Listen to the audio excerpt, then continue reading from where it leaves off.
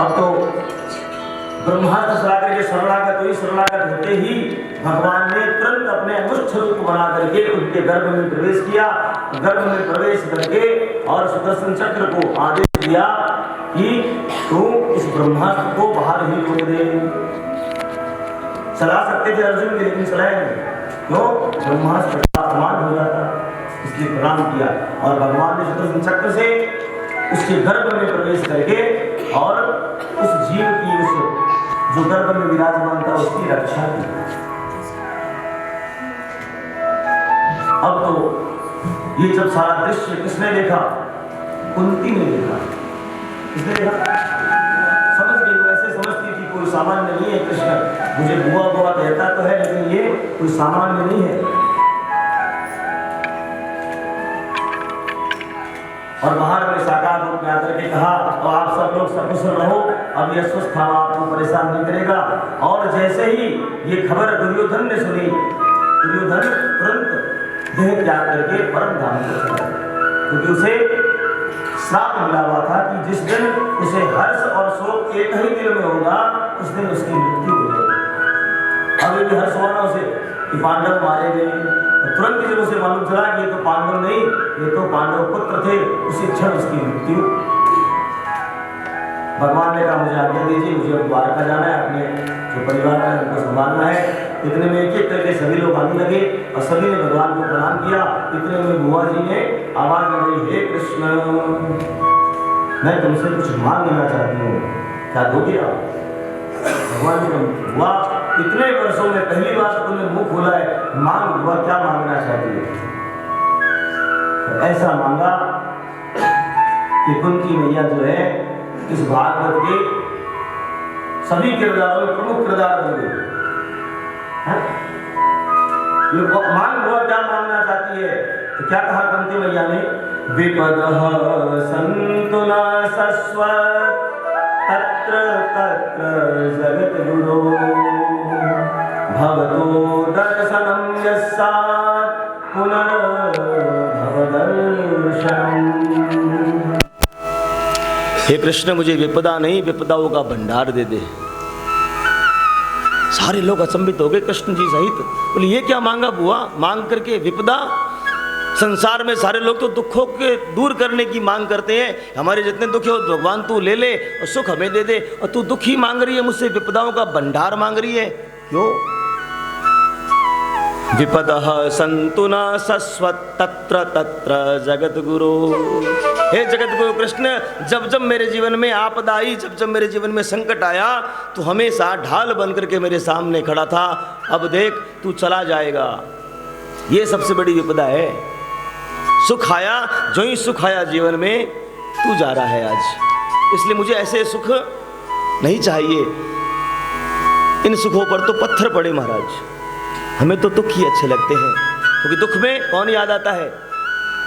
श्री ठाकुर जी याद। दुख में सुमिरन सब करे, सुख में करे न कोई, और जो सुख में सुमिरन करे, दुख काहे को होए। याद सबको है, लेकिन उतारा कुछ ही लोगों ने होगा। यहां पर सबने उतारा हुआ है। समझ में आ जाए, सामान्य सी कोई बात बता रहे। तो सदगुरु ने कहा महाराज आप घर में कितने मेंबर हो, कितने सदस्य हो? उसने कहा महाराज 4 है। तो 4 है तो कोई भी वस्तु आती है 4 के हिसाब से आती है। मिठाई लाए तो 4 के हिसाब से, वस्त्र लाए तो 4 के हिसाब से, घर में जो भी व्यवस्था है वो। तो कल से जब घर जाओ तो कल से 5 जनों की व्यवस्था कर लेना। बोले 5वां कौन? तो 5वें ठाकुर जी। ठाकुर जी को घर का सदस्य मानो, फिर देखो चमत्कार, भक्ति धीरे धीरे धीरे धीरे स्थित हो जाएगी। क्योंकि हर समय हर एक व्यवस्था में कपड़े खरीदने के तो याद क्या आएगा? 5वां ठाकुर जी का भी है। तो 4 में 5 लोग ठाकुर जी भी हमारे खाने वाले। हम क्या करते हैं? हमें चाहिए तो ठाकुर जी से मक्खन, और चढ़ाएंगे हम ठाकुर जी को मक्खन दाना। क्या वो क्या नकुल दाना कहते हैं बंगाली में, छोटे छोटे से होते हैं। और वो भी कभी कभी ख़त्म हो जाए तो इतने भी हमें सहूलियत नहीं है कि हम उठे जाएं नीचे दुकान से वो भी लाएं। चीनी तो बड़ी रहती है, चीनी चढ़ा देंगे, मिश्री चढ़ा देंगे। ठाकुर जी चाहिए हमें मेवा मिश्री, लेकिन चढ़ाएंगे हम ठाकुर जी को चीनी और मक्खन दाने, मक्खन नहीं। तो महाराज मेवा चढ़ाओगे ना तो मेवा आप ही को तो मिलेगा, ठाकुर थोड़ी खा जाएगा वो। ठाकुर जी खा लेंगे क्या वो? भाव बदलने हैं ठाकुर जी आपके बैठे हैं। हम समझ में आ रहा है। अभी जब तक सुन नहीं बात तब तक तो कोई दोष नहीं था, अब सुन लिया आप लोगों ने। अब कल से ये आप लोग तय करना कि आपको ठाकुर जी को घर का सदस्य मानना है कि नहीं मानना है। मंदिर किसी ने बनवाया अलग से ठाकुर जी का, बड़े बड़े ठाकुर जी ने आवास दिए हमें, तो सामान्य सी बात होती है ये, हम सब हॉल में बैठे। इस स्थिति में जाकर के जब भक्ति करोगे तो समझ लो ये भक्ति की सरलतम परिभाषा है। कुछ नहीं करना, ना पूजा ना के पाठ, भगवान को सदस्य मान लो घर का, शुरू हो गई भक्ति। फिर देखो चरम तक पहुंच जाएंगे आप और आप संत की श्रेणी में आ जाओगे। संत और क्या करते हैं? यही तो करते हैं। तो प्रयास करें, जब उसे अपना मान लोगे तो फिर वो क्या बोलते हैं, आप कल मैंने बताया था ना आपको, किससे धोते हो ठाकुर जी को जन्माष्टमी के दिन? पीताम्बरी याद नहीं आएगी आपको, लगेगा अरे मेरे बेटे को पीताम्बरी लगाती हूँ क्या? इसके लिए तो कौन सा साबुन लाते हो? दूध वाला साबुन लाते हो, क्योंकि इसके स्किन प्रॉब्लम ना हो जाए। तो ठाकुर जी को भी स्किन प्रॉब्लम हो सकती है कब? जब आपकी आत्मा उस परमात्मा से जुड़ जाएगी। तो ठाकुर जी सब कुछ करता है, सब कुछ सुनता है, हंसता भी है, रोता भी है, उदास भी होता है ना? जो श्रृंगार करते हैं नित्य, ठाकुर जी मुकुट ही नहीं पहन रहा है, ठाकुर जी आज तो बंसरी नहीं धरा रहा, बार बार गिरा रहा है, ये तन्मयता लग जाती है ना? तो प्रयास करें, क्या करना है कल से प्रयास? ठाकुर जी को घर का सदस्य मानना है। और जो वस्तु आप जितनी संख्या में लाते हो उसमें एक संख्या बढ़ा देनी है। ऐसा करने से क्या होगा? भक्ति धीरे धीरे धीरे धीरे दृढ़ हो जाएगी। और ये सरलतम परिभाषा है, इससे सरल कुछ नहीं हो सकता। हो सकता है इससे सरल कुछ?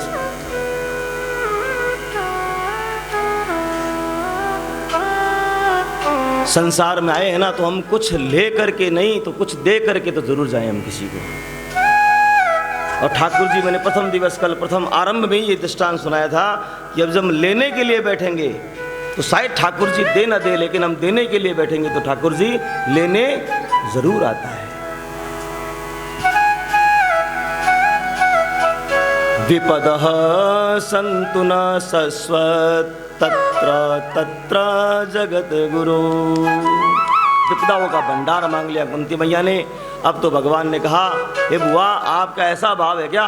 लो मैं आपके लिए जाता ही नहीं हूँ, यहीं बैठा हूँ। इसमें भी ठाकुर जी की लीला थी। तो ठाकुर जी को अभी किसी को दर्शन देने थे, ठाकुर जी के और भी भगत इंतजार कर रहे थे। इस संसार में जो भी कृत्य देख रहे हो सब कुछ तय है, हम केवल देखते हैं उसे। भविष्य, अभी हम वर्तमान में बैठे हैं, 2 मिनट बाद में हम बाहर जाएंगे तो कुछ बदला सा नजर आएगा, वहाँ पे कुछ माहौल और होगा, क्योंकि हम आगे बढ़े, भविष्य में बढ़े तो वहाँ पे वो माहौल मिलेगा। ये सब कुछ तय है, हम केवल उसे देख रहे हैं, क्योंकि हम भविष्य में जा नहीं सकते, उसके लिए वर्तमान से होकर गुजरना पड़ता है। इतनी सामान्य सी बात जल्दी समझ में नहीं आती है। मैंने कह दिया, आपने हाँ भर ली। इसका जब मनन करेंगे तो समझ में आएगा ये सब कुछ तय है, हम केवल उसको जी रहे हैं। उस जीते हुए ठाकुर जी कहता है, उसमें जो कर्तापन का अभिमान तेरे अंदर आ गया है कि ये मैं कर रहा हूँ, इसको तू त्याग दे, फिर देख आनंद आ जाएगा जीवन में।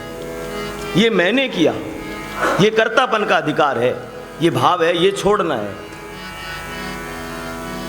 अच्छा, आप किसी को गोली मार दे तो पुलिस पकड़ के ले जाएगी, ले जाएगी ना, अपराध है ये भारत संविधान के हिसाब से। और पुलिस वाला किसी को गोली मारे तो पकड़ के लेगी उसको, उसका तो वो धर्म है, वो भी इंसान है और वो भी इंसान है, क्योंकि उसने नहीं मारा, उसकी जो पोस्ट है उसने उसको गोली मार दी, इसलिए उसे कोई प्रकार का कोई दोष नहीं लगता। समझ भाई बात? पुलिस वाला क्या कहता है, मैंने इसको नहीं मारा, मैं तो जिस पोस्ट पर हूँ, मैं IAS हूँ कि DCP हूँ या जो भी हूँ, फला हूँ ढिमका हूँ, उसने इसको गोली मारी है, इसलिए मुझे कोई दोष नहीं है। समझ में आई बात? अच्छा, आप लोग ठाकुर जी को चप्पलों में रखते हो क्या? दोष लगे ठाकुर जी को चप्पलों में रख दें? अच्छा, किसी मोची की दुकान में जाओ तो एक बार, वो कहाँ रखता है ठाकुर जी को? उसके लिए तो प्रोडक्ट है, ठाकुर जी के पास ही रखता है, बोले महाराज कृपा करो ये बिक जाए। हाँ? समझ में आई बात? इस बात को समझना है, मनन करना है कि कर्तापन का भाव जो है ना, उसी से पाप पुण्य का उदय होता है। हम जो भी कर रहे हैं, हमारा भाव अगर शुद्ध है तो उसका दोष नहीं लगेगा, और मारते समय अगर भाव बदल गया तो दोष लगेगा। ये कथा, ये बात इसलिए बताई जा रही है, आगे जो कथा आने वाली है उसको समझने में आपको सुविधा होगी। भगवान भीष्म जो हैं, जो महाभागवत हैं, वो ठाकुर जी की छवि को निहारने का इंतजार कर रहे हैं सरसैया पर। वो प्रार्थना करते हैं ठाकुर जी, और उनको इच्छा मृत्यु का वरदान मिला हुआ है, वो जब चाहे उसी समय मृत्यु को प्राप्त हो जाए। और महाभागवत है, 12 महाभागवत हैं, उनमें एक भीष्म जी भी हैं। महाभारत में विस्तार से कथा है उनकी, गंगा पुत्र भीष्म। युधिष्ठिर जी शोक में बैठे हैं, भगवान कृष्ण प्रवेश करते हैं कक्ष में। पूछा, महाराज धर्मराज आप उदास क्यों बैठे हैं? जो बात कृष्ण को अर्जुन ने पूछी थी कुरुक्षेत्र में, कि सारे मेरे ही तो हैं, इनको कैसे मारूं मैं? कोई मेरा साला है, कोई मेरा बहनोई है, कोई मेरा गुरु है, कोई मेरा भाई है, कोई दादा है, कोई पितामह है। मैं इनको मार करके राज्य प्राप्त कर भी लूंगा तो मुझे क्या फायदा होगा? ऐसा राज्य मुझे नहीं चाहिए। धर्म से अडिग हो रहा था, धर्म से डिग रहा था वो, इसलिए भगवान ने गीता सुनाई। लेकिन अर्जुन छोटा था, इसलिए बात पल्ले पड़ गई। युधिष्ठिर जी बड़े हैं, इनको बात पल्ले पड़ेगी नहीं मेरी, इसलिए क्या किया उन्होंने कहा, आइए आपको मैं भीष्म जी से मिलाकर लाता हूं।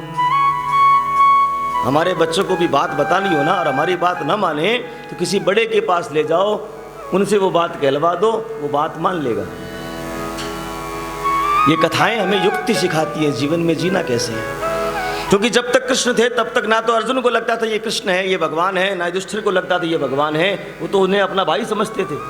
इसलिए भी ज्ञान देते तो क्या अपमान होता ना, बड़े भाई को छोटा भाई ज्ञान दे रहा है, और बात पल्ले पड़ती नहीं। इसलिए कहा आइए मुझे स्थल पर चलते हैं जहां पर भीष्म जी सरसैया पर बैठे हैं।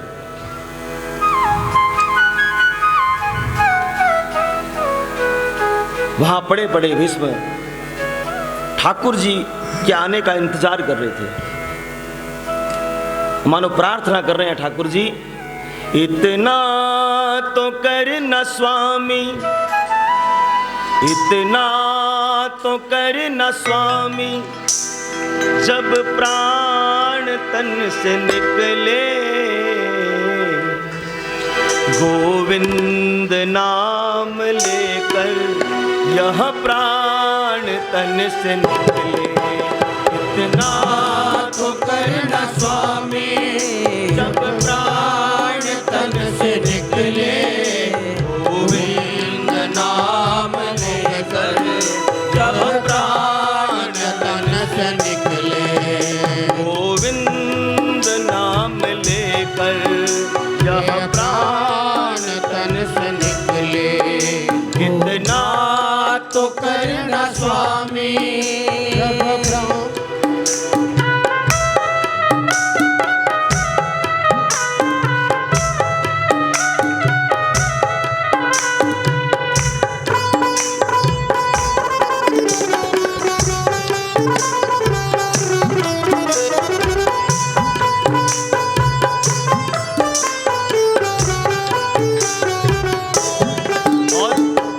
क्या कह रहे हैं भीष्म जी? श्री गंगा जी का तट हो या यमुना का वंचिवट हो, मेरा सावरा निकट हो, जब प्राण तन से निकले। श्री गंगा जी का तट हो, यमुना का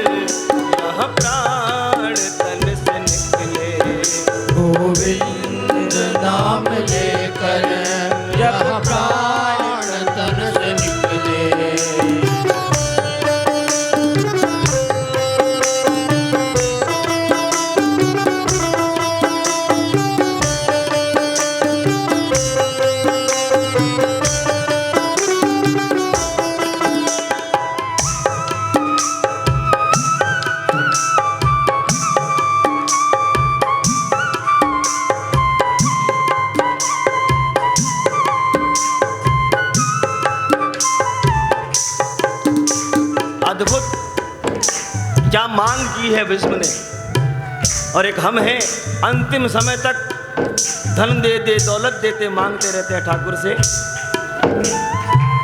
क्या सुंदर मांग है। हे प्रभु, सिर सोहना मुकुट हो, मुखड़े पे काली लट हो, सिर सोहना मुकुट हो, मुखड़े पे काली लट हो, यही ध्यान मेरे घट हो, जब प्राण तन से निकले, यही ध्यान मेरे घट हो, जब प्राण तन से निकले। इतना तो करना स्वामी, जब प्राण तन से निकले, इतना तो करना स्वामी, जब प्राण तन से निकले, गोविंद नाम लेकर यह प्राण तन से निकले, गोविंद नाम लेकर यह प्राण तन से निकले।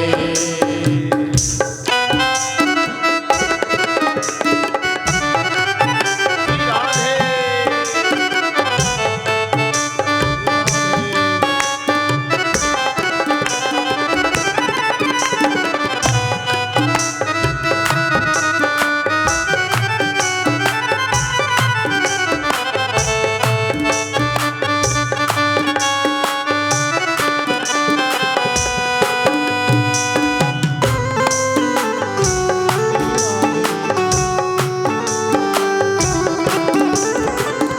सावरा खड़ा हो, तिरछा चरण धरा हो, मेरा सावरा खड़ा हो, तिरछा चरण धरा हो, बंसी में स्वर भरा हो, जब प्राण तन से निकले, इतना तो करना स्वामी, जब प्राण तन से निकले, गोविंद नाम लेकर यह प्राण तन से निकले, गोविंद नाम लेकर यह प्राण तन से निकले। इतना तो करना स्वामी, जब प्राण तन से निकले, इतना तो करना स्वामी, जब प्राण तन से निकले, गोविंद नाम लेकर जब प्राण तन से निकले, गोविंद।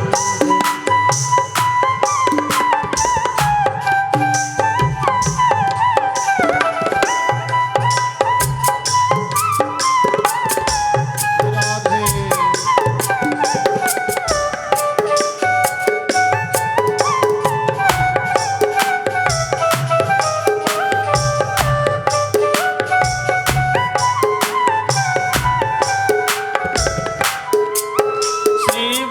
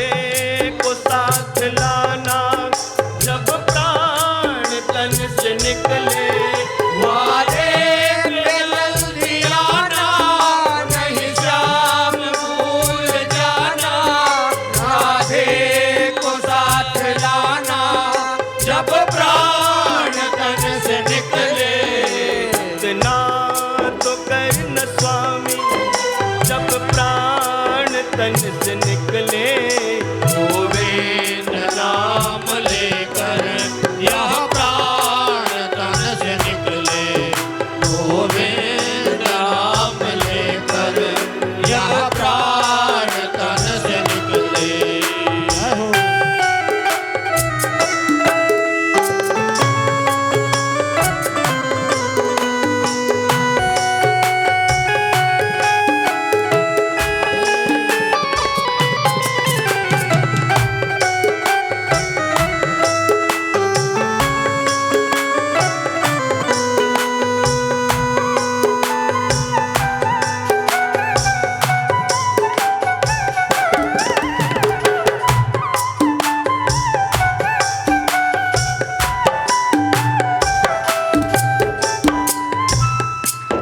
मेरा प्राण निकले सुख से, बच जाऊं घोर दुख से, तेरा नाम निकले मुख से, जब प्राण तन से निकले।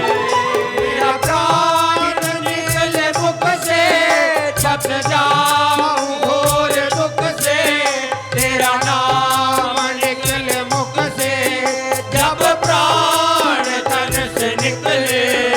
इतना तो करना स्वामी, जब प्राण तन से निकले, गोविंद नाम लेकर यह प्राण तन से निकले,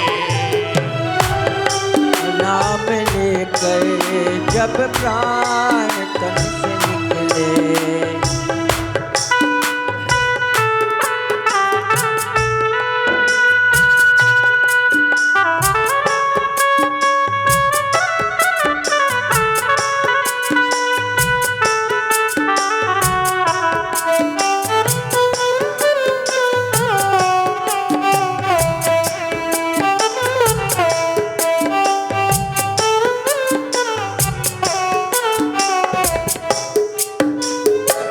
कोई बिरला होता है जिसका प्राण निकल रहा हो और वो चैतन्य अवस्था में हो, बात कर रहा हो, बहुत बिरला होता है कोई। नहीं तो आजकल तो जन्मना भी मुश्किल, मरना भी मुश्किल। या तो प्री मैच्योर आ जाएगा समय से पहले, या आएगा तो इतना दुर्बल होगा तो कांच के डब्बे में ही रहेगा, वो घर आएगा ही नहीं। और मरते मरते भी वो वेंटिलेटर वाली मशीन पर पड़ा रहेगा, खुद तकलीफ में, घर वाले भी तकलीफ में। शायद भीष्म जी ये बात जानते थे, इसलिए क्या मांग रहे हैं?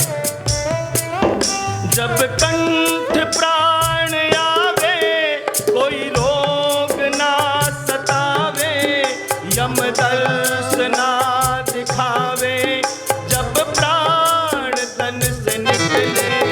जब कंठ प्राण आए, कोई रोग ना सताए, यम दर्श ना दिखाए, जब प्राण तन से निकले। इतना तो करना स्वामी, जब प्राण तन से निकले, गोविंद नाम लेकर जब प्राण तन से निकले, गोविंद नाम लेकर यह प्राण तन से निकले।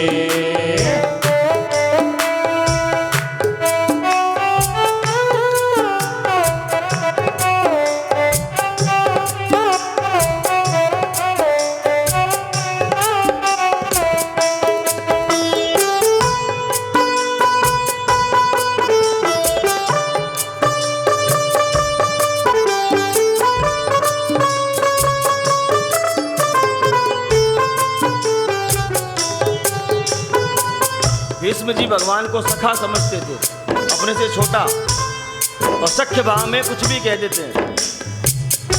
मित्र से कुछ मांगना हो तो ऑर्डर देते हैं उसे, ऑर्डर। तीन भाव नहीं होता है।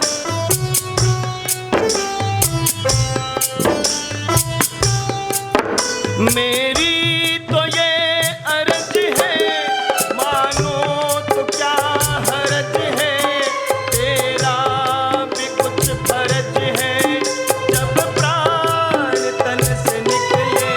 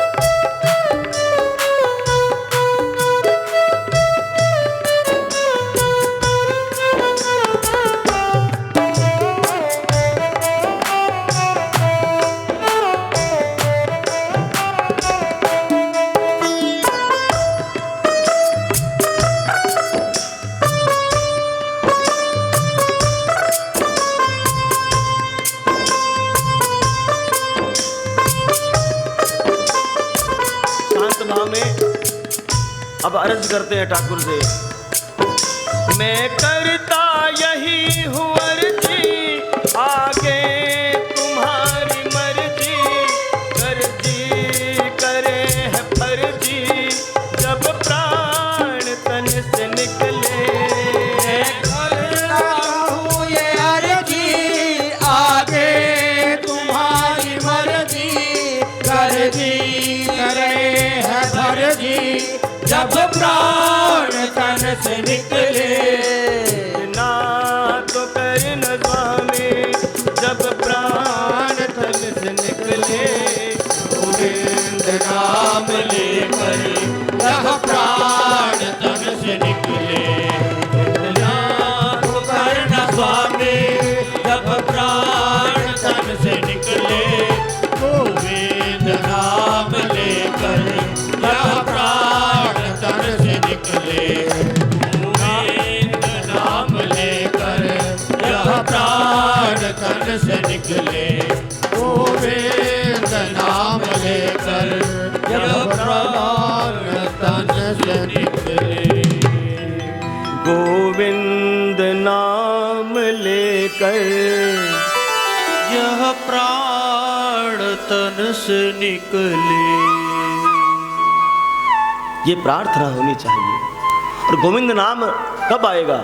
जब निरंतर पूरे जीवन काल में हम ठाकुर जी का नाम लेंगे तो गोविंद नाम आएगा जीभ पर। कि पुराने जो लोग होते थे ना, ये नाम से नहीं बुलाते थे। पड़ोसी को मिलते थे तो राम राम भाई जी, जय श्री श्याम भाई जी। हाँ? तो क्या है आगे?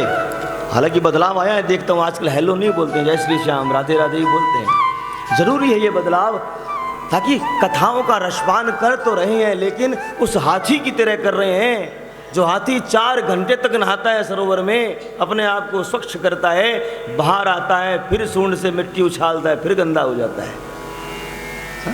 इतने घंटे यहाँ बैठे, रसपान किया, ठाकुर जी के नाम को उतारा, बाहर गए, सारा गुड़ गोबर कर लिया वापस। क्यों? उतारा नहीं जीवन में। एक भी आख्यान उतर जाएगा तो जीवन बदला बदला सा आचरण में लाना पड़ेगा उसे। और ऐसे एक दिन में नहीं आएगा, एक दिन में नहीं आता है। क्यों? पहले जो फाइलें भरी हैं उसको डिलीट करनी पड़ेगी ना। मेमोरी कार्ड वो फुल दिखाएगा बार बार। फुल क्या, फुल से भी ऊपर है, पता पता क्या क्या भर रखा है यहाँ पे हम लोगों ने। इसलिए नई फाइलें डालने के लिए पुरानी फाइलों को, अच्छा ये सिस्टम भी हमारी मेमोरी कार्ड में भगवान डाल रखा है, ऑटो डिलीट हो जाती है, लेकिन पहले घुसाओ तो सही। हमने तो पहले सुना ऊपर ऊपर से, उसके बाद में वापस उसे। वो तरीका क्या है? फाइलों को इंस्टॉल करने का, मनन करना, पठन करना, जो सुना उसे घर में जाकर के चर्चा करनी उसकी। यहाँ से निकलते ही संसार की चर्चा। बोले तो बहुत ही, कोई पूछ लेगा ना जाकर कथा सुन के आया हो कि क्या सुनया, पता को नहीं। बोले तो बहुत ही बढ़िया, लेकिन पता को नहीं क्या बोले, आप भूल ही गए। क्योंकि मनन नहीं किया उसको, उसका हमने चिंतन नहीं किया। इसीलिए पुस्तिका दी है मैंने, ताकि कुछ तो मनन हो। इसको, इस भजन को देखेंगे याद आएगा, हाँ ये बात इस समय कही थी। इसलिए पुस्तकों का निर्माण हुआ, ये ग्रंथों का निर्माण हुआ। श्रुति पुराण है ये, तो सुन सुन करके लिख दिया।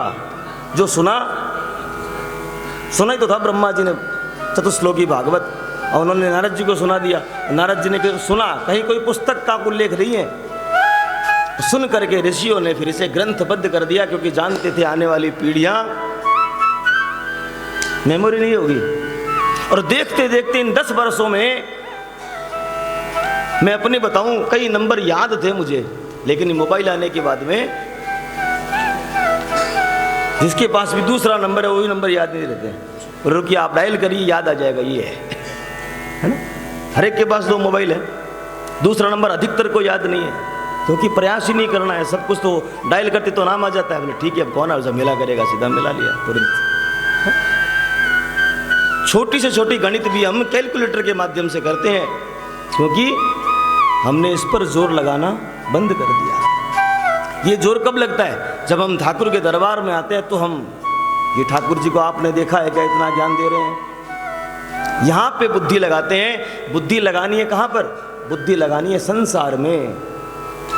यहाँ तो हृदय लेकर के आइए, वो भी खुला हृदय, खुला दिल दरबार होना चाहिए। हैं, दिल को खोल करके आइए, फिर देखिए ठाकुर जी यहाँ कैसे घुस जाते हैं। भगवान की ऐसी प्रार्थना सुनकर के, भागवत परम भागवत श्री भीष्म की ऐसी प्रार्थना सुनकर के युधिष्ठिर सहित, सारे पांडवों सहित, द्रौपदी सहित, कुंती सहित ठाकुर जी कहाँ चले गए? आज उसी युद्ध के क्षेत्र में चले गए जहाँ पर सरसैया पर पड़े हैं भीष्म जी, और ठाकुर जी की राह जो रहे हैं और ऐसी सुंदर प्रार्थना करते हैं, ठाकुर जी अंत समय में आप मुझे आकर के दर्शन दे देना। ठाकुर जी गए। ठाकुर जी भी बड़े क्या है कि विचित्र हैं, इतनी प्रार्थना करने के बावजूद गए तो सही, लेकिन जाकर के उनके सिरहाने पे खड़े हो गए। भीष्म ने कहा, अरे कपटी, तू वही है ना जिसने छल से द्रौपदी को आशीर्वाद दिलवा दिया मुझसे? वही कपटी है ना? आज भी कपट नहीं छूटता तुझसे।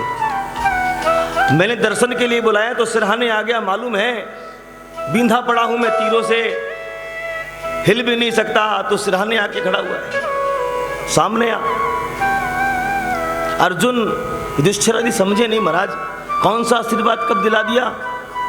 कहते हैं भीष्म जी, भीष्म दादा कहते हैं, याद करो अर्जुन, मैंने जब संकल्प लिया था, दुर्योधन ने मुझे कटु वचन कहे थे कि महाराज आप पक्ष में तो हमारे खड़े हो, लेकिन पक्ष आप पांडवों का ले रहे हो। आज तक आपके होते हुए एक भी पांडव मरा क्यों नहीं?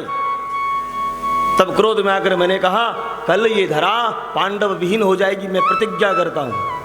और भीष्म प्रतिज्ञा तो बड़ी प्रसिद्ध है। आप लोग नहीं समझे, ये कपटी कृष्ण समझ गया।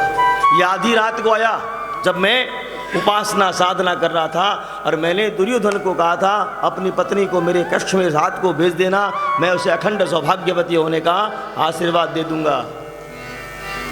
ये बात इसने सुन ली थी। किसने? हमारे लाला ने सुन ली थी। और उसके आने के पहले ही काली कंबल ओढ़ करके चुपचाप द्रौपदी की पादुकाओं को हाथ में लेकर के चुपचाप निकल करके भीष्म दादा के शिविर में चल पड़े और कहा द्रौपदी को घूंघट निकाल ले और चुपचाप जाके चरणों में गिर जाना, बोलना मत। बोलेंगे तो राज खुल जाएगा ना।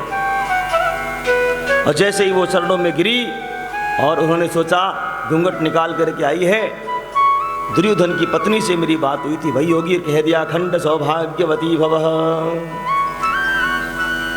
और भीष्म दादा थे, उनके आशीर्वाद ऐसे खाली थोड़ी जाते हैं। तुरंत घूंघट को हटाया महाराज। द्रौपदी ने, दादाजी आज दोपहर में जो आपने प्रतिज्ञा की वो सत्य होने वाली है, जो अभी आशीर्वाद दिया वो सत्य होने वाला है।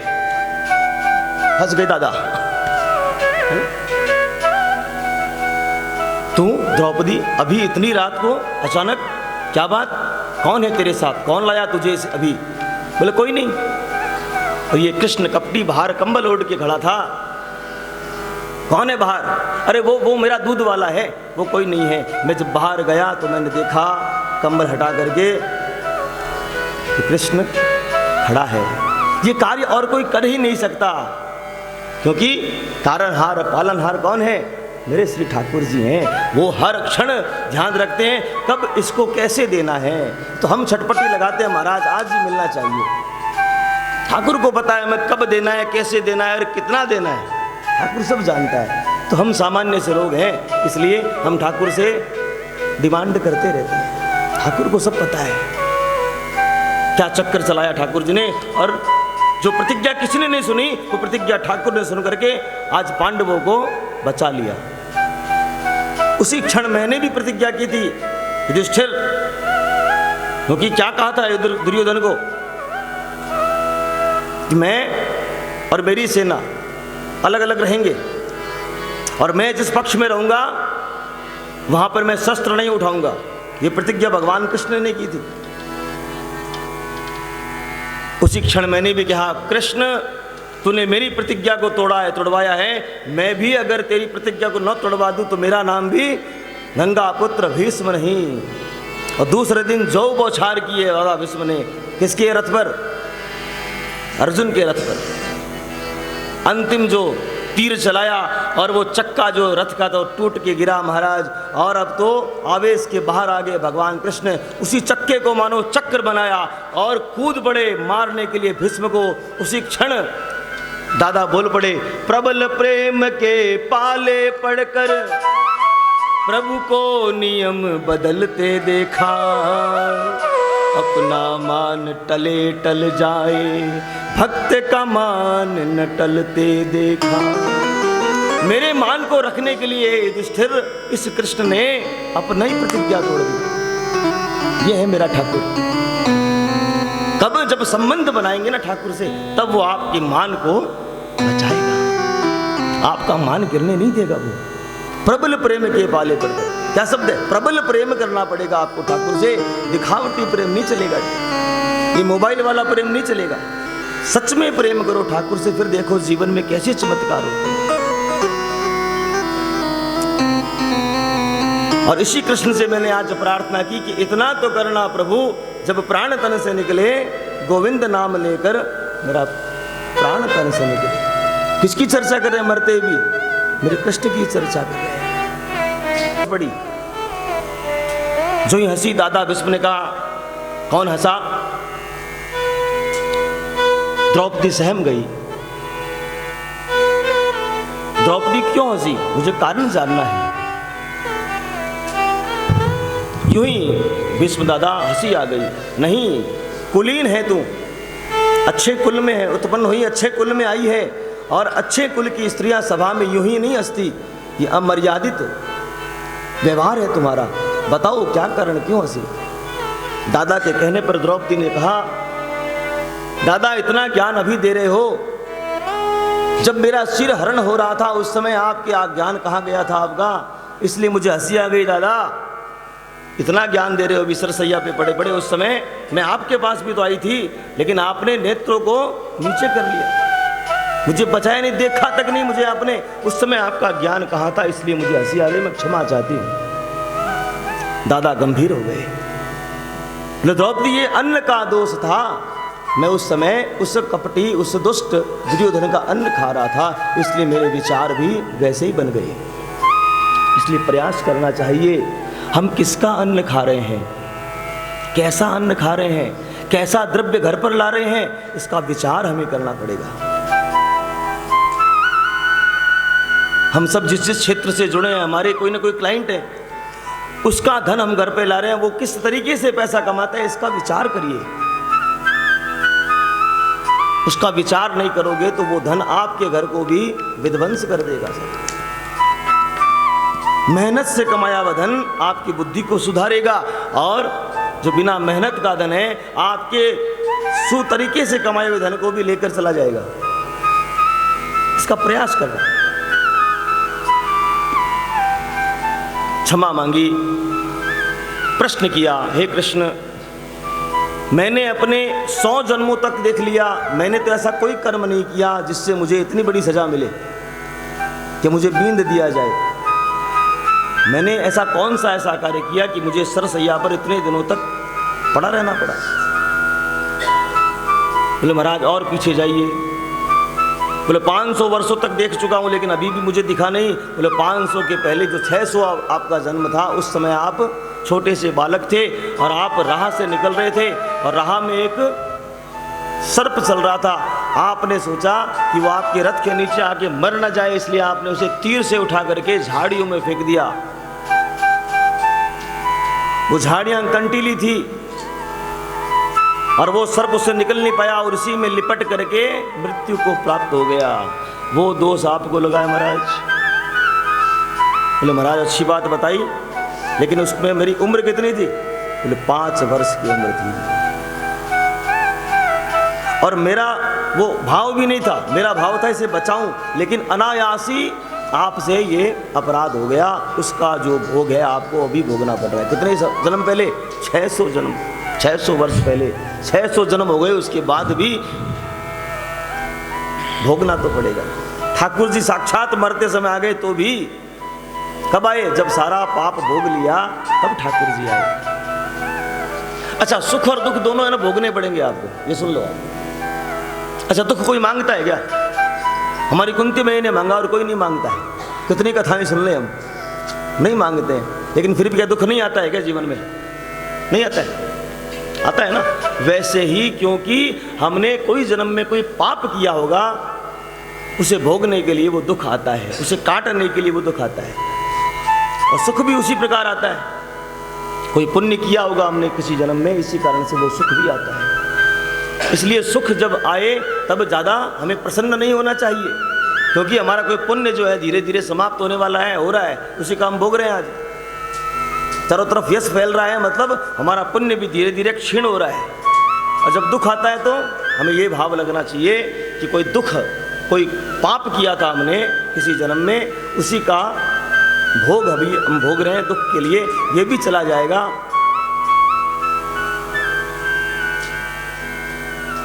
एक पंक्ति में लिखे अगर और सुखी होने के लिखे तो क्या लिखना पड़ेगा? अपने घर पे जाकर के अपने जो हॉल है, आंगन है, वहाँ पे लिख लेना बड़े बड़े अक्षरों में, ये समय भी गुजर जाएगा। अब जैसा भी समय हो उसको पढ़ करके आनंद की अनुभूति होगी आपको, और आप सतर्क भी हो जाओगे।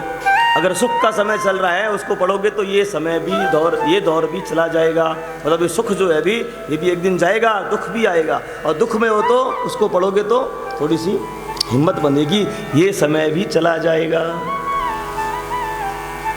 इसको लिख लेना कहीं पे, आजकल तो मोबाइल पे लिख लेते हैं सब कुछ, नोटबुक ये आ गई ना। भीष्म दादा ने महाप्रयाण किया, जब भगवान सूर्य उत्तरायण में आ गए उस समय ठाकुर जी की कृपा से ठाकुर जी के सामने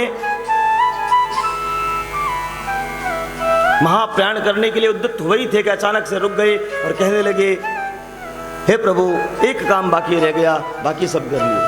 बोले क्या? तो मेरी एक बेटी है, उसका विवाह करना चाहता हूँ। सभी लोग अचंभित हो गए, महाराज तो नैष्ठिक ब्रह्मचारी, उनका विवाह ही नहीं हो, बेटी कहाँ से आ गई? बोले महाराज आपकी बेटी भी है? बोला हाँ मेरी बेटी है। बोले क्या नाम है? बोले मेरी मति जो है ना वो मेरी पुत्री है। जो विवाहित होते हैं उनकी श्रीमती उनकी बुद्धि है, उनकी बुद्धि के हिसाब से चलते हैं ना, और जो अविवाहित है उनकी बेटी बन जाती है मति। इस बुद्धि रूपी मेरी पुत्री को, मति को मैं आपसे विवाह करवाना चाहता हूँ। बोले क्यों महाराज? बोले आपसे विवाह करवा दूंगा तो ये मति आप में लग जाएगी, और अंत मति सो गति। ये मति जब आपके चरणों में लगेगी तो आपसे मेरी रति हो जाएगी, प्रेम हो जाएगा, और रति हो गई तो मेरी गति भी सदगति में बदल जाएगी। बोले भीष्म महाराज की। अंत समय में राजा विश्व ने अपनी मति का विवाह ठाकुर जी से कर दिया, अर्थात अपनी मति को ठाकुर जी के चरणों में लगा दिया। और ये कब होगा? जब हम निरंतर प्रयास करेंगे, निरंतर अभ्यास करेंगे, तब ही ये मति इसी ठाकुर जी में लगेगी। नहीं तो हम तो कुंजर स्नान करने में लगे हैं। कुंजर कहते हैं हाथी को, खूब नहाता है, उसके बाद फिर वापस जाकर के मिट्टी डोल लेता है। इस प्रकार भीष्म महाराज ने महाप्रयाण किया। इधर में भगवान वापस आए, उनका अंतिम संस्कार करके युधिष्ठिर का राज्याभिषेक किया। आज सारी बातें समाप्त हो गई, उन्हें भी ज्ञान हो गया कि ये तो हमारा धर्म था युद्ध करना। और राज्याभिषेक करके भगवान अब श्री कृष्ण जो है द्वारका की तरफ गमन कर गए। जब वो गमन कर रहे थे, साथ में अर्जुन भी साथ में थे, कुछ गणिकाएं साथ में थी, वो भी उनके साथ थी।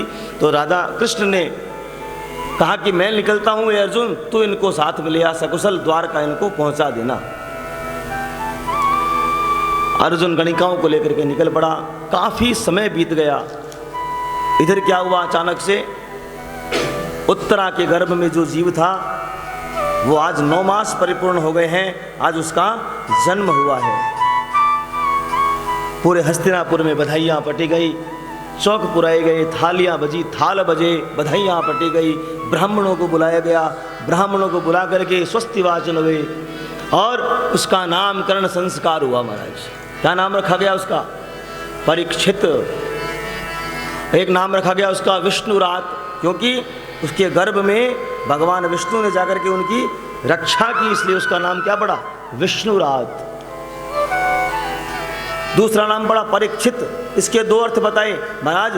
पर के द्वारा रक्षित हुआ इसलिए नाम हुआ परीक्षित, और जैसे ही परीक्षित का जन्म हुआ वो सबकी बाहर में परीक्षा करने लगा। ये भी वो नहीं है, ये भी वो नहीं है, ये भी वो नहीं है। कौन? जो गर्भ में दिख रहा था, हाथ में चक्र लिए, हाथ में गदा लिए, सुदर्शन चक्र लिए, जो दिख रहा था गदा पद्म लिए, वो ये नहीं है। सबकी परीक्षा करने लगा। इसलिए उस बालक का नाम क्या पड़ा? परीक्षित।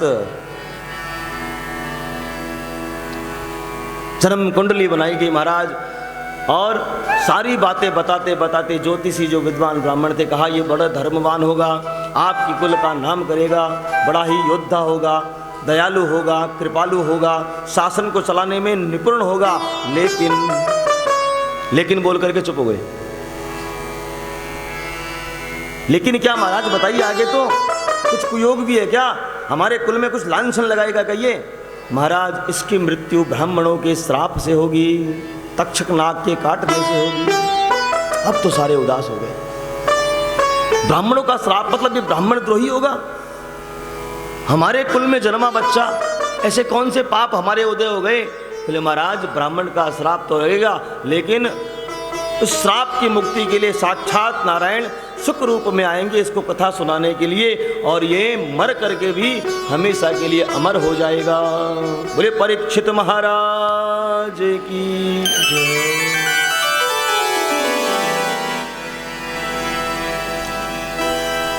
दीर्घ जीवी तो नहीं होगा महाराज, लेकिन ये दिव्य जीवी बन जाएगा। और आज तक जीवित है कि नहीं है? आज भी किसका नाम ले रहे हैं हम? राजा परीक्षित का और भगवान सुखदेव का संवादित तो है। भागवत क्या है?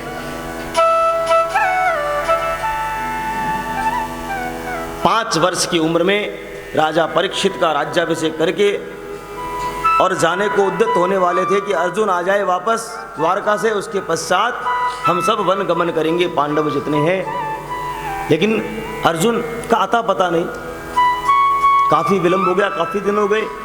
संध्या का समय था। युधिष्ठिर जी महाराज अपने कक्ष में बैठे हैं। कुत्तों के रोने की आवाज आती है, श्वान के रोने की आवाज आती है, सियाल रो रहे हैं, बिल्लियां रो रही हैं, सारे अपशकुन उन्हें दिख रहे हैं। मन बड़ा घबरा रहा है, ऐसे अपशकुन क्यों हो रहे हैं? कुछ बुरा होने वाला है क्या?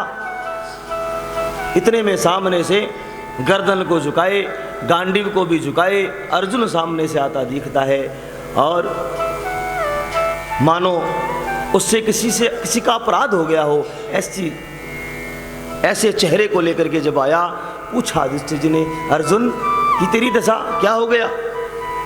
किसी का अपमान कर दिया तूने, किसी ब्राह्मण का अपमान तुझसे हो गया, किसी स्त्री पर तूने हाथ उठा दिया, क्या हुआ तुझसे? क्या अपराध हुआ? इस प्रकार मुंह क्यों लटकाया? अब तो जो ही ऐसी बातें पूछी, क्रंदन करने लगा अर्जुन, गांडीव को जमीन पर छोड़ दिया। महाराज हे भैया, मैं जिस गांडीव का अभिमान करता था, घमंड करता था, वो गांडीव में जो ताकत थी, वो ताकत आज चली गई। भैया क्या बात करता है? क्या हुआ? पूरी बात खुल करके तो बता। हमारे श्री ठाकुर जी श्री धाम पधार गए, और धाम क्या पधारे, मैं जिन गणिकाओं को लेकर के जा रहा था, रास्ते में मैं उनकी रक्षा तक नहीं कर पाया भैया, क्योंकि मुझे आज समझ में आया, मैं जो गांडीवधारी अर्जुन कहलाता था, वो सारी कृपा मेरे श्री ठाकुर जी की थी। उसी की शक्ति से मैं अपने आप को इतना बलशाली समझता था। वो आज धाम चले गए तो मैं सामान्य से काबाओं से लड़ नहीं सका, वो लूट कर चले गए मुझे। अर्जुन नर का क्या बड़ा, समय बड़ा बलवान। समय कौन है? ठाकुर कहते हैं समय मैं हूं, काल मैं हूं। मैं जिसके साथ हूं उसको मैं कुछ भी दे सकता हूं, जिसके विपरीत हूं उसे मैं धरती पर पटक सकता हूं। मैं कौन हूं? मैं समय हूं। अर्जुन नर का क्या बड़ा, समय बड़ा बलवान। और काबा लूटी गोपिका, वही अर्जुन वही बाण। वही अर्जुन था, वही बाण था, वही गांडीव था, लेकिन अर्जुन कुछ नहीं कर सका, क्योंकि आज शक्ति रूपी श्री ठाकुर जी चले गए। इसलिए कोई भी ताकत हो ना, धन की, बल की, शरीर की, कोई भी ताकत हमारे अंदर है तो घमंड मत करना, वो आपकी ताकत नहीं है जी, ठाकुर की कृपा है। वो आपके अंदर बैठ करके आपको पुजवा रहा है।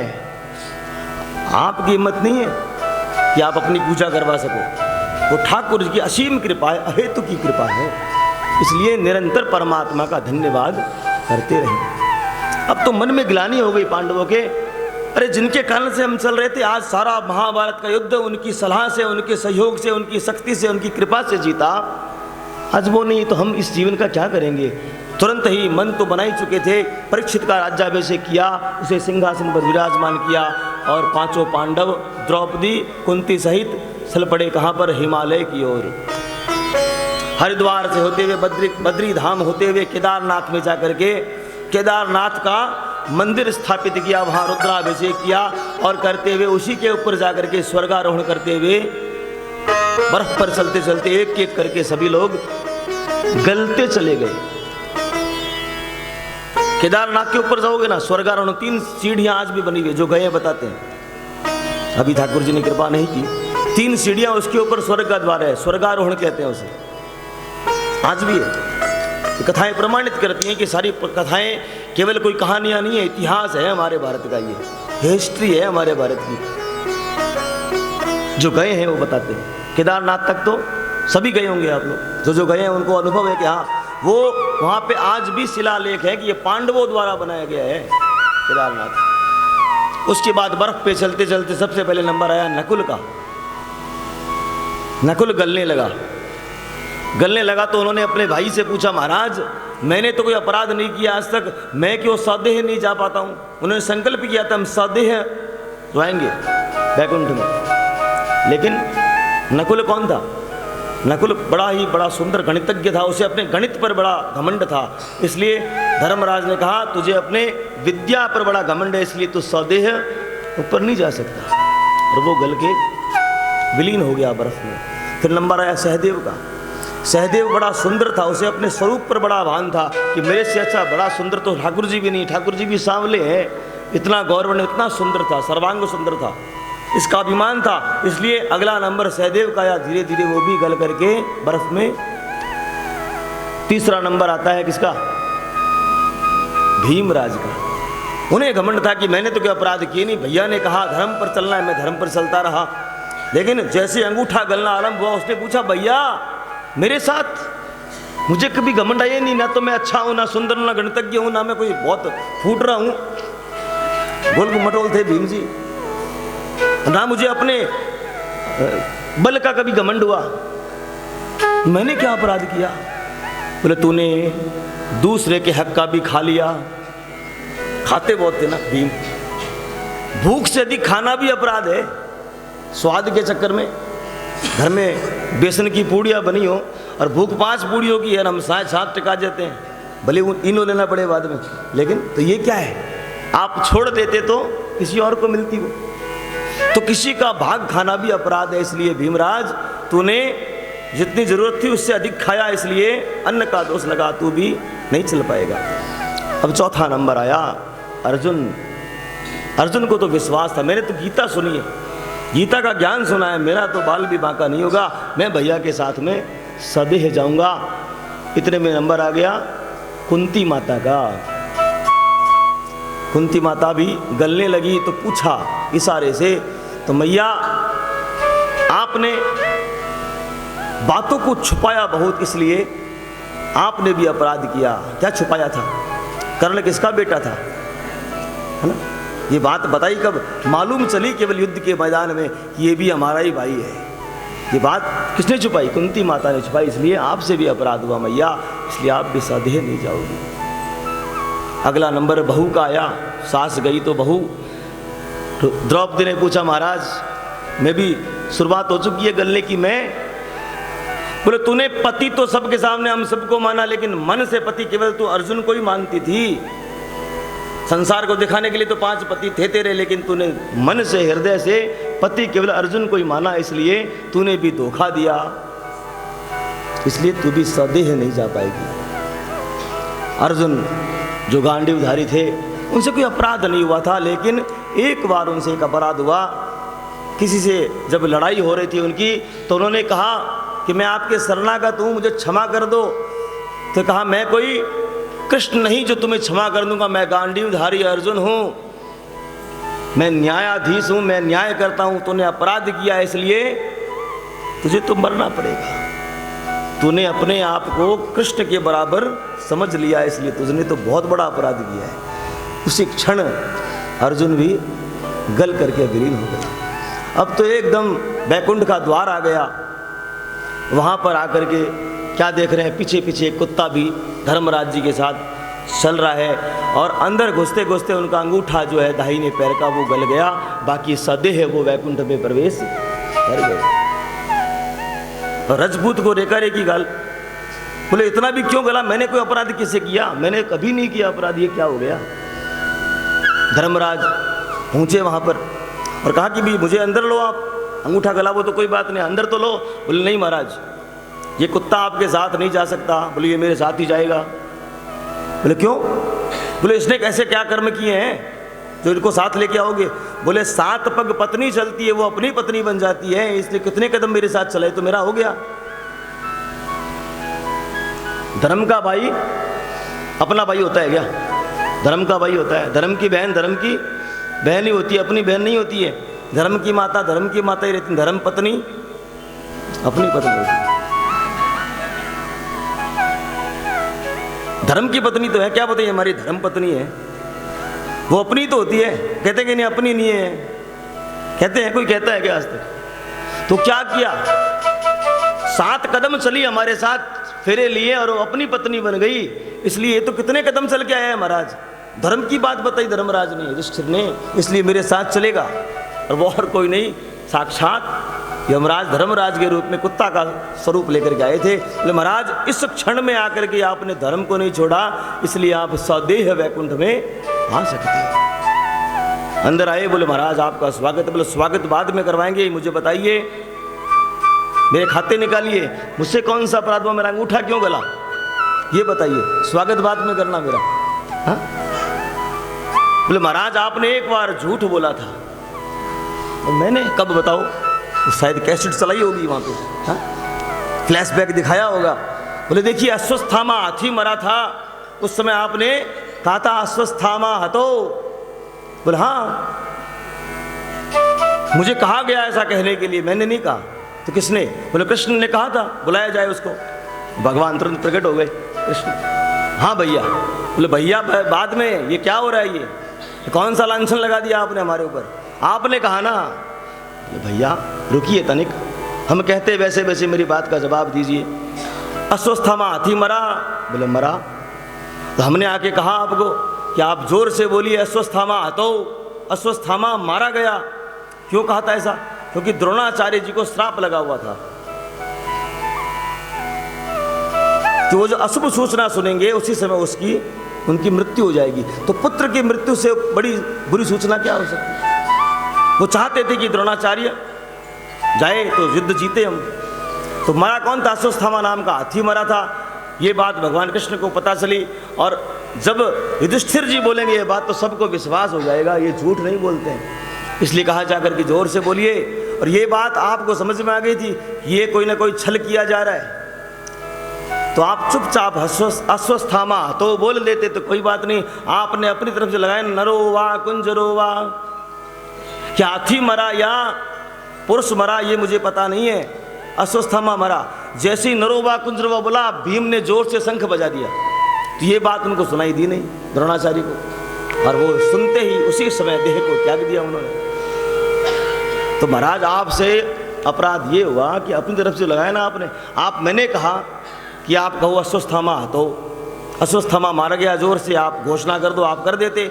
आपने अपनी तरफ से जो लगाया ना नरो वा कुंजरो वा, इस कारण से आपके मन में ये प्रस्फुटित हो गया कि मैं कोई अपराध कर रहा हूँ। इसी कारण से पाप का उदय हो गया और आपका अंगूठा गल गया।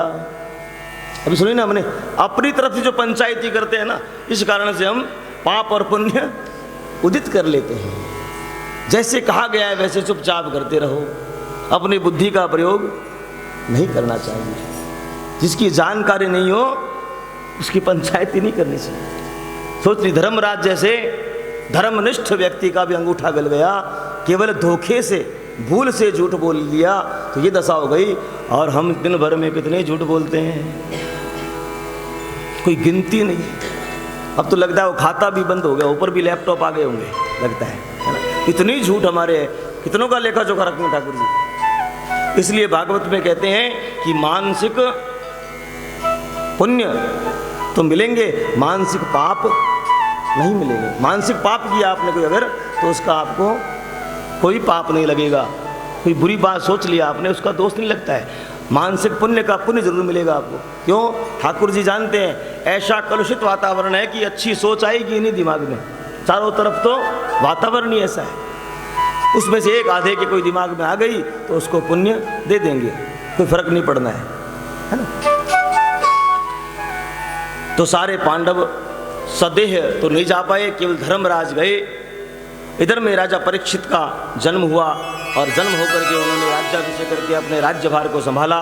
एक दिन की बात, उन्होंने अपने परिवार का गुणगान सुन रखा था कि हमारा परिवार बड़ा ही वैभवशाली रहा है, दिग्विजयी रहे हैं। उन्होंने भी दिग्विजय करके सारे संसार पर अपना एक छत्र राज जमा लिया। अब एक दिन की बात, अपनी प्रजा को देखने के लिए वो चुपचाप सामान्य वेश बना करके निकले। क्या देखते हैं, एक काला पुरुष जो है वो गाय को और बैल को लकड़ी से पीट रहा था।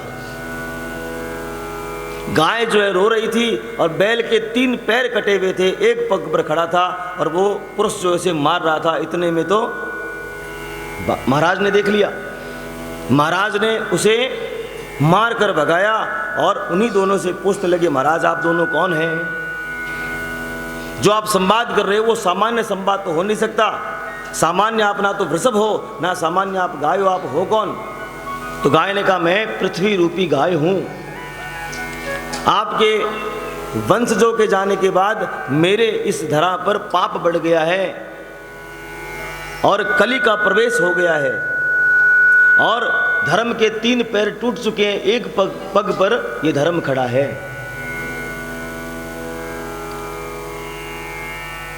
इतने में वापस वो पुरुष आया और मारने लगा। इतने में तो महाराज ने उसे मारने के लिए तलवार निकाल ली। तलवार निकालते ही वो तुरंत चरणों में गिर गया। चरणों में गिर करके महाराज को कहने लगा, महाराज मैं आपसे क्षमा चाहता हूं, मैं कहां जाऊं? बोले, हो कौन तुम? बोले, मैं कलयुग हूं। कलयुग? हाँ महाराज, सतयुग, त्रेता, द्वापर, पश्चात जो युग आता है उसका नाम कलयुग है। मैं वही कलयुग हूँ। भगवान के धराधाम से जाते ही मैंने प्रवेश कर लिया, लेकिन मैं जाऊँ कहाँ मुझे समझ में नहीं आता है। मेरा काम ही है क्लेश फैलाना, दुख फैलाना, दुष्टों को तो सुखी करना और सज्जनों को दुखी करना, मेरा काम यही है। तो तू मेरे इस राज्य से चला जा। मेरे राज्य में बकरी और शेर एक ही घाट पर जल पीते हैं, इसलिए तेरा यहाँ कोई काम नहीं, तू मेरे राज्य को छोड़ के चला जा। बोले, महाराज कमाल करते हैं, दूर दूर तक जहां तक देखो वहां तक आपका राज्य फैला हुआ है महाराज, और आप कहते हो रिटर्न हो जा। महाराज मेरा टर्न है, मेरी बारी आई है, अब तो मैं कहाँ जाऊं? आप मुझे कोई जगह दे दीजिए महाराज, तब मैं वहीं रहूंगा, आपको परेशान नहीं करूंगा।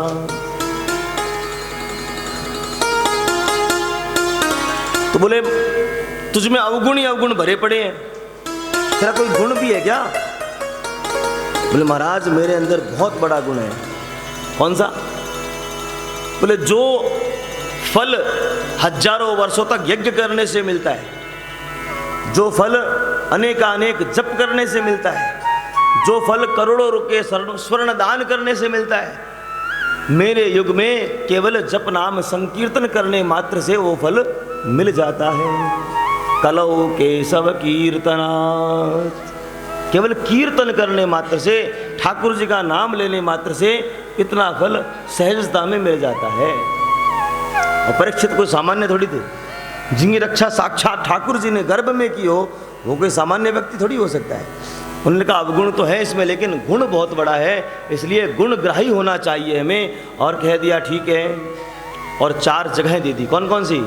द्यूतम पानम स्त्रिया सूनम यत्रा धर्मश्चतुर्विध। तो ध्यान से सुनना। द्यूतम कहते हैं जुए को, जहां पर जुआ खेला जाता हो। अच्छा, जुए में मेहनत करनी पड़ती है क्या?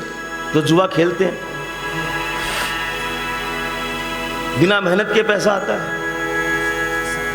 डर रहता है कि पुलिस पकड़ ना ले, यही तो होता है। वर्तमान में एक जुआ खेला जा रहा है हर घर में। कौन सा है वो? Share market. ये क्या है? जो ट्रेडिंग करते हैं वो क्या है?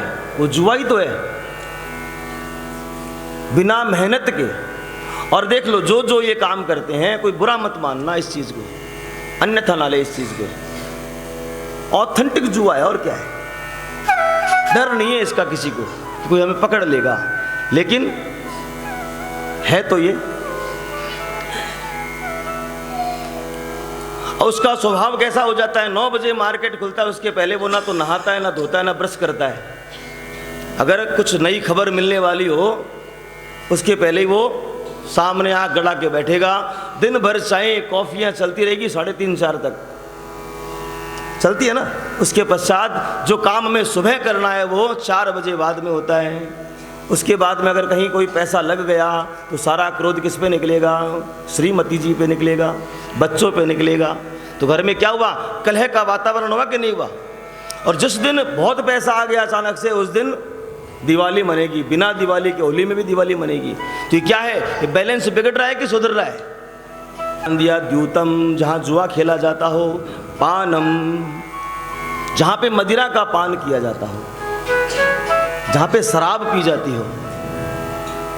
और कहने में फायदा नहीं है, हमारे घरों तक वो आ चुकी है।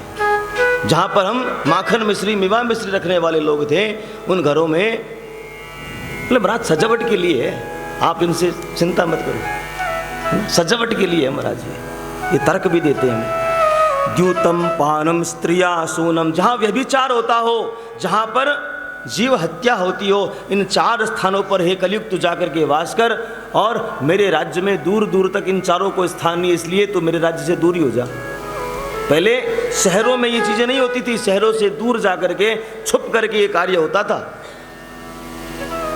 हम भले ही कितने बुद्धिजीवी क्यों ना बन जाएं, मदिरा पान करना आज भी डर का विषय ही है। बहुत कोई भ्रष्ट है, बहुत कोई ढीठ प्रकृति का है, वो खुलेआम छुप कर ही कार्य होता है। ये आज भी धूम्रपान भी छुप कर ही करते हैं। आज भी शर्म है, संकोच है जो पीते हैं। मतलब उनको पता है ये कार्य तो गलत है, हम कर रहे हैं ये कार्य तो गलत ही है। ये कसाई खाना भी शहर से दूर हुआ करता था। व्यभिचार जहां होता है वो भी दूर होते थे शहरों से। और आज हम तीर्थों में ये कार्य कर रहे हैं। ये सबसे बड़ी विडंबना है हमारे भारत देश की। वर्तमान सरकार को धन्यवाद देना चाहूंगा मैं कि कुछ जगहों से तो इन्होंने हटाया है। प्रलय आते हैं साहब, जब ठाकुर जी कुपित होते हैं, हुए थे कुछ वर्षों पहले केदारनाथ में। अरे वो हमारा तीर्थ स्थान है, हमारा परम धाम है। वहां जाकर के हम ठाकुर जी को मनाए कि बस बहुत कामनाएं पूर्ति कर ली महाराज, अब आपके शरणे आए हैं, जीवन में एक बार वहां जाना चाहिए। वहां पर भी हमने 7 स्टार होटलें खोल ली। कहने में शर्म आती है, हनीमून मनाने जाते हैं वहां। इसीलिए इतना बड़ा प्रलय आया और गेहूं के साथ घुन भी पिसते हैं महाराज, इसलिए भक्तों का भी वैसे ही सर्वनाश हुआ। और मैं तो सकारात्मक हूं, इसलिए कहता हूं एक दिन जाना तो था ही, ठाकुर की शरण में चले गए वो अकाल मृत्यु में, लेकिन ठाकुर की शरण में गए, भक्त भी गए उसमें, ऐसी बात नहीं। कांड किसी ने किया होगा लेकिन वो भी गए। प्रयास करें, हम जितने सुधर जाएं, हम दुनिया को नहीं सुधार सकते, हम अपने आप को सुधार सकते हैं। हम सुधर गए तो दुनिया सुधरी सी दिखने लगेगी।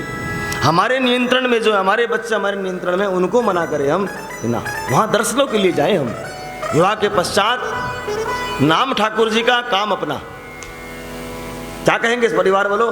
ठाकुर जी का दर्शन करने के लिए गया है वैष्णो देवी, बद्रीनाथ। बाकी वो बच्चे क्या कहते हैं? हिल स्टेशन जाना है। उनको नहीं पता है ये तीर्थ स्थान है, उनको तो हिल स्टेशन चाहिए।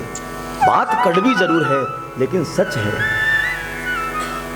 कलयुग ने कहा महाराज चारों ऐसी गंदी जगहें दे दी हमें आपने, एक तो अच्छी जगह दो महाराज। तो क्या कहा? स्वर्ण में भी तू जा करके बैठ जा। स्वर्ण के 2 अर्थ होते, एक तो स्वर्ण मतलब सोना, दूसरा स्वर्ण कहते हैं जो बिना मेहनत के कमाया गया धन है, वो भी स्वर्ण है, जिनमें हमारी कोई विशेष मेहनत नहीं लगी हमारी।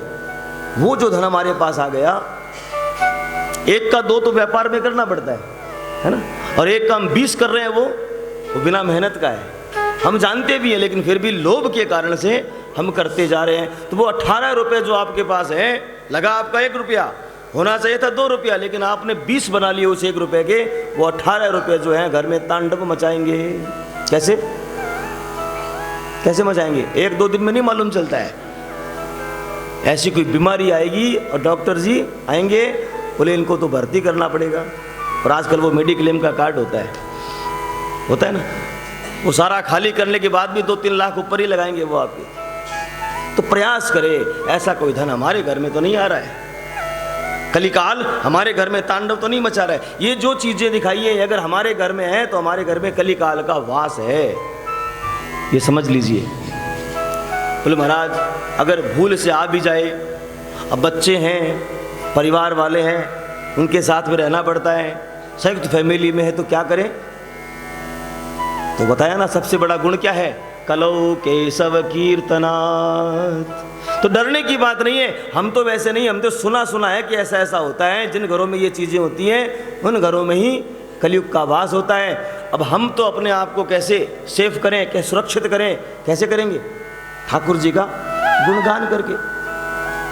तो हम तो गुणगान करें सो करें, आस पड़ोसी को भी साथ में ले लें क्या साथ में, कि चालो साथी डाया पा हरि गुण गावा, चालो साथी डाया पा हरि गुण गावा, चालो साथी डापा हरि गुण गावा, कलयुग में सतयुग ल्यावा हो, कलयुग में सतयुग लावा, आपा हरि गुण गावा, चालो ने तिड़ाया हरि गुण गावा।